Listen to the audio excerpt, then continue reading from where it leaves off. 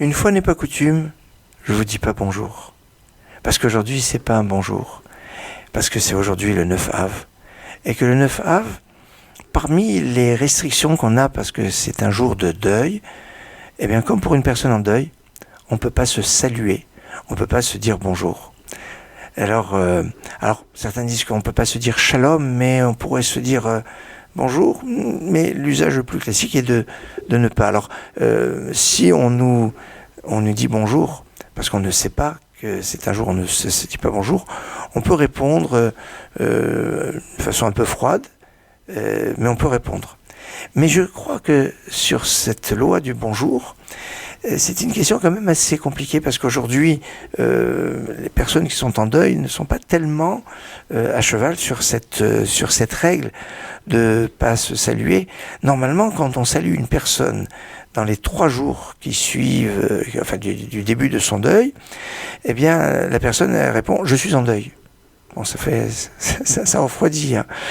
Et pourtant, dans les Rishonim, on nous dit, aujourd'hui, on n'est pas tellement à cheval sur cette halakha de ne pas saluer une personne qui est en deuil.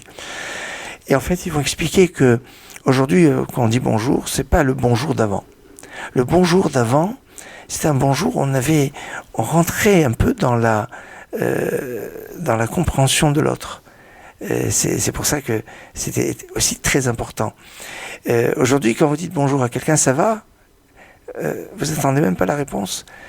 Ça va. Si quelqu'un vous dire ça va, il va dire ça va très mal. Ah oui, très bien. On n'a pas conscience de ce que c'est. Et c'est peut-être qu'on est privé de quelque chose qu'on peut mieux l'apprécier.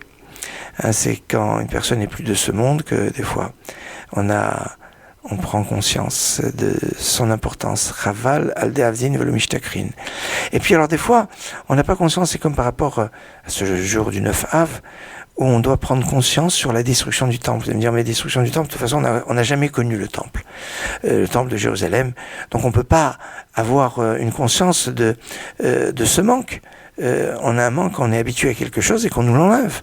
Mais si on ne l'a jamais eu, eh ben, le 9 Av, c'est un peu le jour où on essaie de construire ce manque, de construire ce lien avec le temple, par cette prise de conscience de ce deuil qui était déjà construit, on pourrait dire, de ce deuil depuis toute l'année, on doit être en deuil par rapport à la destruction du temple, mais ça monte en crescendo à partir du 17 Tammuz, et puis après le 1er Av, et à la semaine où tombe Tisha B'Av, et le jour de Tisha B'Av.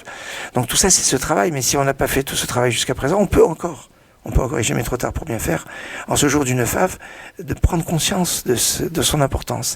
Et si on prend conscience de son importance, l'importance du premier temple, du deuxième temple, de la Shrina, de la prophétie qui a été perdue, eh bien, tout ça, c'est cette prise de conscience qu'on doit avoir une fois qu'on est privé de quelque chose.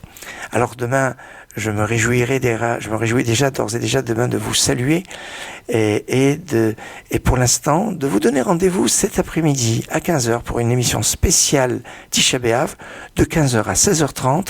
On va aborder les dates de destruction du premier temple, du deuxième temple. C'est pas évident comme histoire et il y a des choses à voir. Et puis quelques aspects pratiques sur l'après-midi du 9 Av par rapport au Téphilin, par rapport à la prière de Nachem, de la consolation. Enfin, plusieurs choses qu'on verra tout à l'heure à partir de 15h05 à peu près pour l'heure. Je vous souhaite Somkal quand même, un jeûne léger.